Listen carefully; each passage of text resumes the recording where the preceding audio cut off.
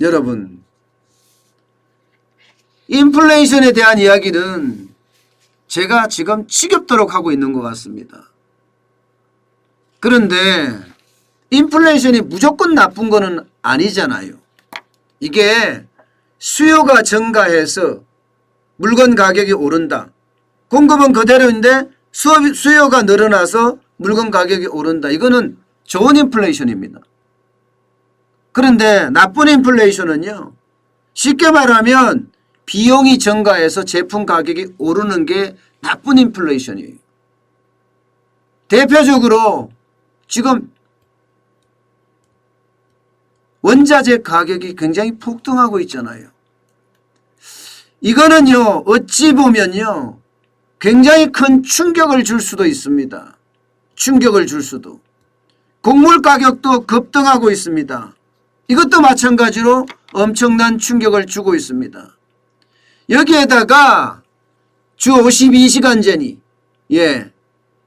최저임금 인상이니, 세제 혜택 없애는 거니, 기업 법인세 올리는 거니, 이런 것들까지 모두 기업에 포함이 되면요, 기업은 어쩔 수 없이 제품 가격을 올려야 돼요.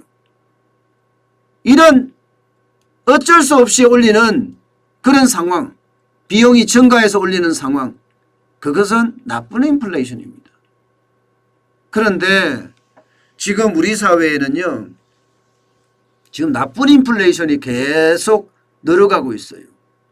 나쁜 인플레이션이 가면 갈수록이요, 여러분, 가면 갈수록 이거 스태그플레이션 위험이 있거든요. 다시 말해서 경제 성장은 이루어지지 않고 물가만 올라가는 저성장의 고물가 현상이 나올 수가 있다는 뜻입니다. 현재는 그런 모습이 더 많이 보입니다. 좋은 인플레이션보다는 나쁜 인플레이션의 모양새가 더 세게 나옵니다. 여러분, 지금 식품 물가 올라가는 거 보세요. 식품 물가가 그야말로 천정 높은 줄 모르고 올라갑니다.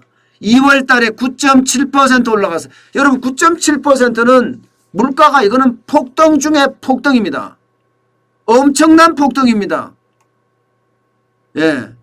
작년에도 지금 8월, 9월, 10월, 11월 계속해서 올랐잖아요. 보시다시피 9월은 8.3%까지 올랐습니다. 10월은 8.2%까지 올랐고요.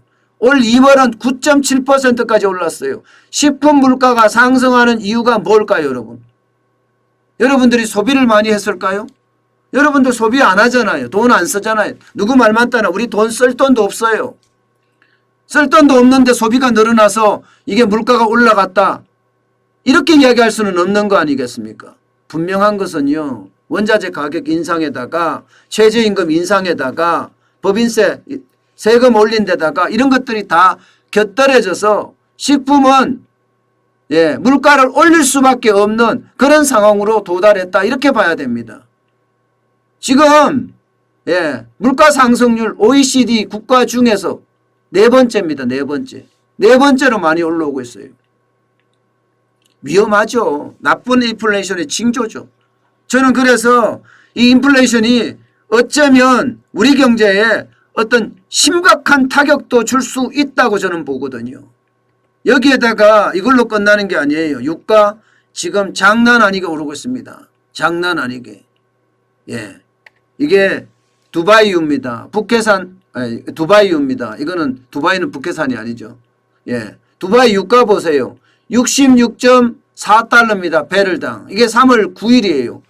지금 작년 4월에 13.52달러였습니다. 4월 22일에. 그런데 3월 9일에 지금 얼마에 66.4달러입니다. 몇 배죠? 몇 배?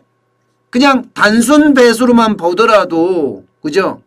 4배가량 되나요? 4배? 4배가 넘죠? 5배가량 되는 5배예요. 5배가 유가가 올랐다는 거예요. 유가가 5배가 오르면 유가만 오르겠습니까? 원자재 중에 유가만 있는 것도 아니잖아요. 철강석도 있고 니켈도 있고 알루미늄도 있고 천지잖아요.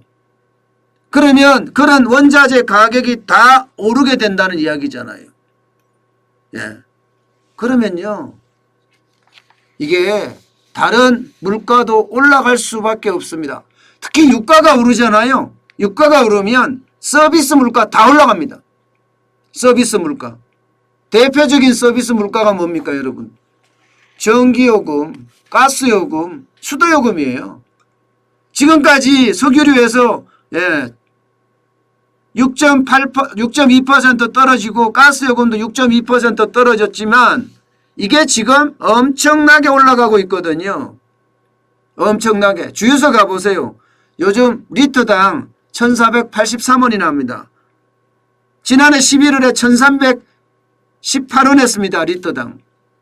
지금 계속 올라가고 있습니다. 액화가스 LPG, 액화 석유가스 LPG 말입니다. 이 가격도 킬로그램당 1,120.47원에서 엄청 폭등했습니다. 25%나 폭등했어요. 5월에는 지난해 5월에가 킬로그램당 895.7원이었거든요. 그러면 지금 현재 1,120.47원이니까 얼마나 많이 올랐습니까? 계속 오른다는 거잖아요. 전기요금이요? 오릅니다. 한국전력이 작년에 전기요금 올해부터 연료비 연동제 적용한다고 이야기했잖아요. 연료비 연동제. 사실 말입니다. 이거요. 전기요금 안 올린다 했거든요.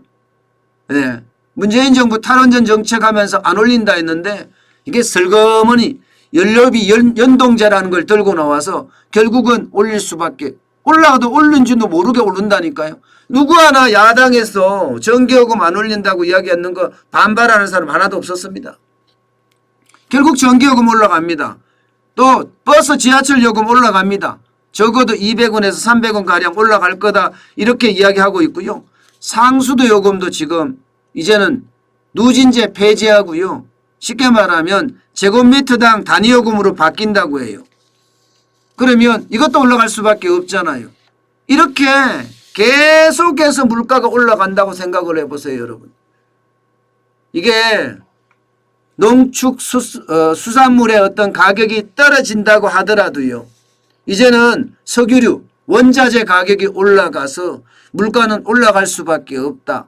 이 말은요, 결국 기업에게는 어떻게 된다고요? 비용 상승이 된다는 겁니다.